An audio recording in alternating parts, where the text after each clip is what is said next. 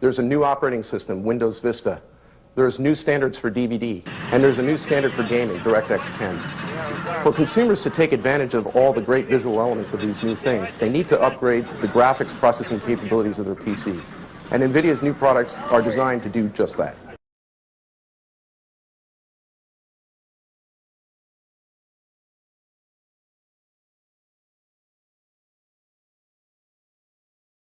We have with us Cevat Yerli, the CEO of Crytek, to show us Crysis.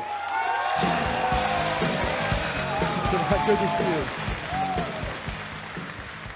So you may know, of course, why I'm here, of course, right? So which game are we working on? They know it. There you go. They know. They know. Okay. It's about as good a kept secret as the G80 was. Yeah. It's been like also like about 3 years and 300 million. No, I'm sorry. 400. So I'm here to talk a little bit before we see something. I'm here a little bit to talk about our relationship. Our friendship with NVIDIA has been going for 6 years now. Starting with the GeForce 1, 2, 3, particularly 3 was a milestone for us because we worked on the Dinosaur Island demo, which some of you may know, may not. Depends, I don't know. But speaking of numbers, from then towards today, till today, and then speaking of numbers from Far Cry to Crysis, Far Cry has about 10 times less on-screen than Crysis. 10 times, okay, this is a very important number.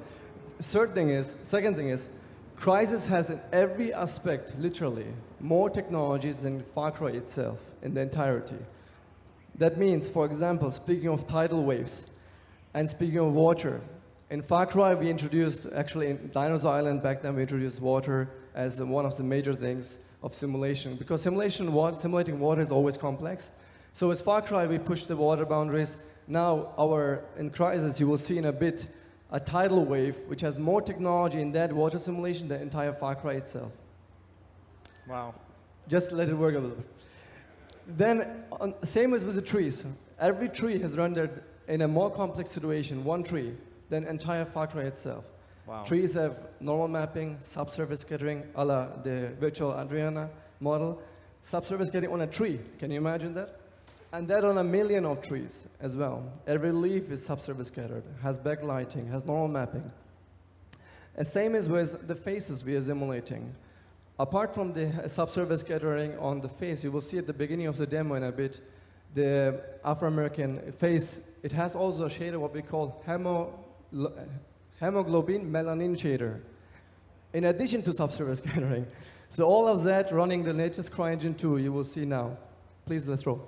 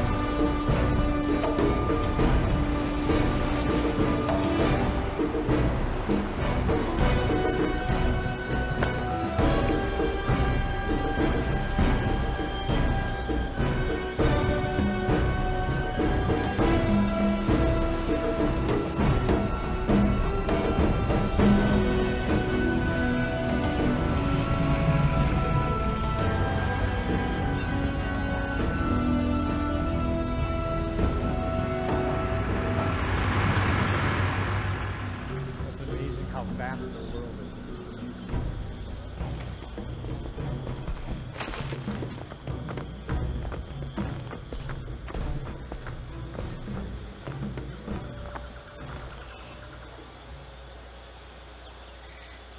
Yeah, we got also big guns.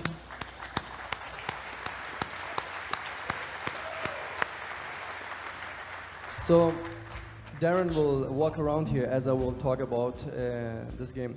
As you can see also, it's a Far Cry from Far Cry in the meantime, technology-wise. It's a quantum leap in technology here. As you can see, every leap is simulated with vertex shading and pixel shading is animated polygon correct. Everything's interactive. We can shoot the trees, we can destroy them, if Darren can hit them. Yeah, and it's all procedural real-time braking.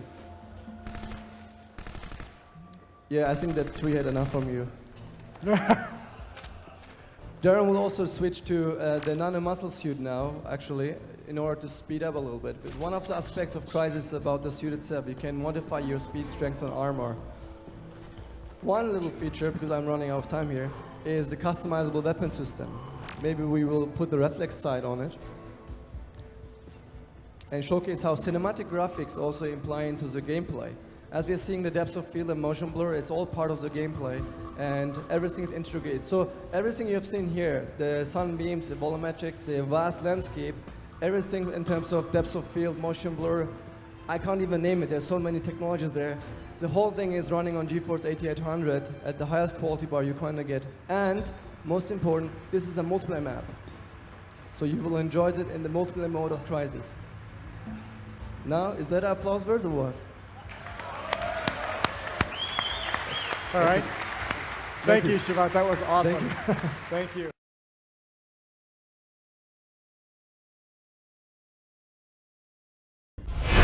Jason Ocampo. I'm in San Jose at Nvidia's launch event for the new 8800 GPUs, powerful new graphics processor.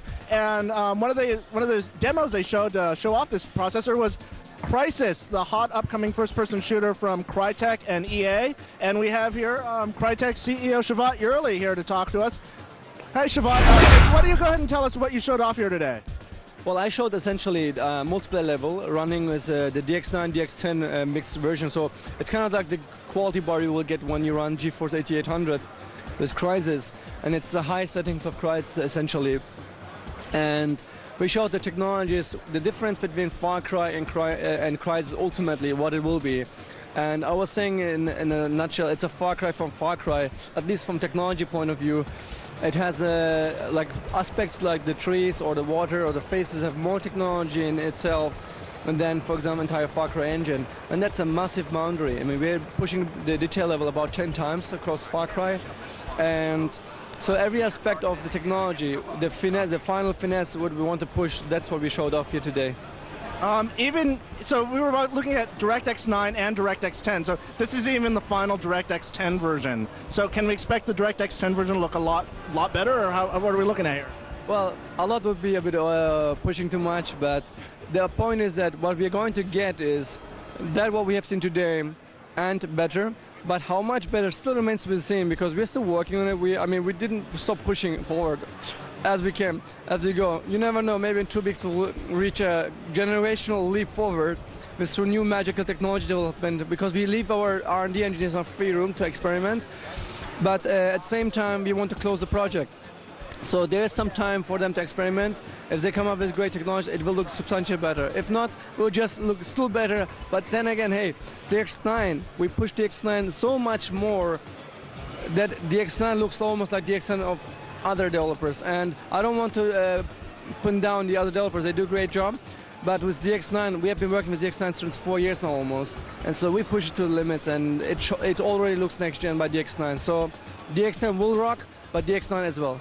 Okay, so what happens if you don't have one of these hot new GeForce 8800s? If people have slightly older hardware, how's the optimizing going? How's it running on older machines? So we're actually, one of our major focus of our technology group right now is to make the anti-barrier technology, the min specs essentially, as low but as well as playable and good looking as possible. Our barrier there is that our min spec version running on a PC 3 years ago, that's about Far Cry times. 3 years almost passed already, can you imagine? 3 years ago that PC would run Far Cry at high specs, should run at Crysis at min spec, but Crysis would at least look similar or better. That's our bar, and if we achieve that, then we did our promises